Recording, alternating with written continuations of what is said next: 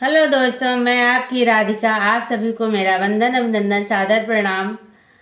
और आप सबके लिए एक बहुत ही माँ भगवती का गीत लाई हूँ, क्योंकि नवरात्रि अब आने वाली है। तो आप लोगों के बीच में बहुत ही प्यारा सा गीत है, आप लोग सुनिए, आनंद लीजिए और सपोर्ट करिएगा। आप लोग बिल्कुल सपोर्ट नहीं करते हैं, प्लीज़ आप लोग सपोर्ट करिए। एक लाइक से कुछ नहीं होता है, एक कमेंट से कुछ नहीं होता है, ज़रूर आप करिए। पूरी उम्मीद नहीं, आशा करती हूँ ज़रूर आप करेंगे। तो सारी यूट्यूब फैमिली को मेरा सादर प्रणाम। तो आप लोग गीत सुनिए। करू करू रे मालिनिया सिंगार माई के, करो करो रे मालिनिया सिंगार माई के। टीका पहिनावा माई के, बिंदिया पहिनावा, सेंदूरा लगावा चटकार माई के। करो करो रे मालिनिया सिंगार माई के, करो करो रे मालिनिया सिंगार माई के। हरवा पहिनावा माँ के, कुंडल पहिनावा, हरवा पहिनावा माई के, कुंडल पहिनावा।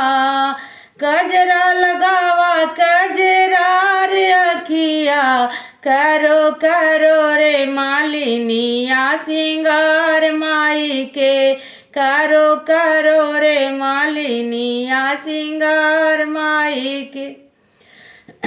लहंगा पहिनावा माँ के, साड़ी पहिनावा, लहंगा पहिनावा माँ के, साड़ी पहिनावा।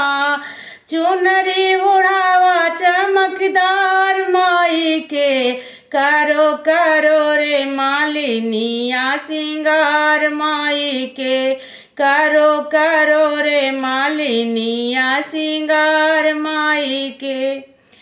चूड़ा पहिनावा माँ के, कंगन पहिनावा, चूड़ा पहिनावा माँ के, कंगन पहिनावा।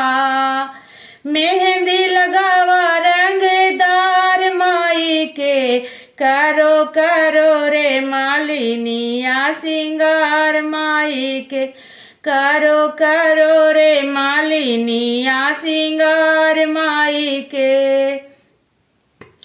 पायल पहिनावा माँ के, बिछुआ पहिनावा, पायल पहिनावा माँ के, बिछुआ पहिनावा।